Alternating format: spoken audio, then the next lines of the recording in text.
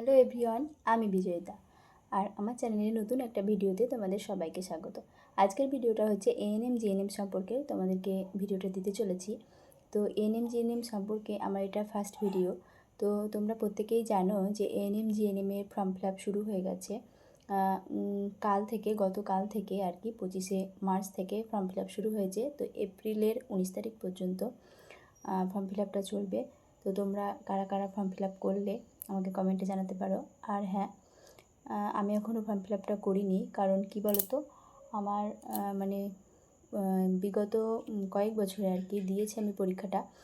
তো আমি যেটা উপলব্ধি করেছি আর কি, যে প্রথম দিকে ফর্ম ফিল আপটা করলে, আমার ক্ষেত্রে এটা হয়েছে, সবার ক্ষেত্রে হবে কি আমি জানি না, প্রথম দিকে ফর্ম ফিল আপটা করলে সেন্টারটা দূরে পড়ে। মানে আমি একবার করেছিলাম, এটা আমার সঙ্গে হয়েছিল। তারপরে দুবার আমি শেষের দিকে ফর্ম ফিল আপটা করেছিলাম, তো আমার সেন্টারটা বাড়ি থেকে কাছে পড়েছিল। তো এই কারণে আমি এখনও ফর্ম ফিল আপ করিনি। আর প্রথম দিকে করলে এই একটা সমস্যা, শেষের দিকে করলে একটা সমস্যা হয়। শেষের দিকে করলে সমস্যা হচ্ছে যে সার্ভারটা ডাউন থাকলে ফর্ম ফিল আপে একটু সমস্যা হতে পারে।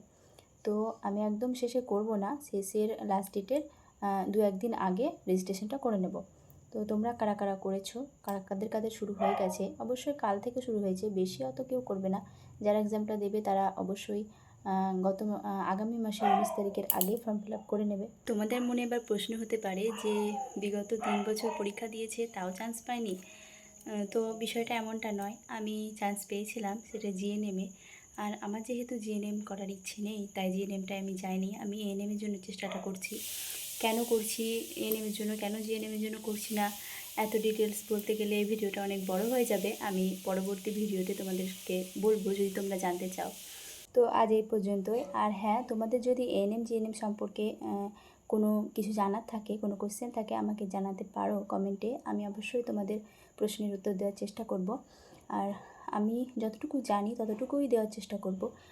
বিগত 2 বছরে আমি পরীক্ষাটা দিয়েছি, তাই কিছুটা হলেও আমার উপলব্ধি আছে আর কি, কিছুটা হলেও একটু অভিজ্ঞতা হয়েছে।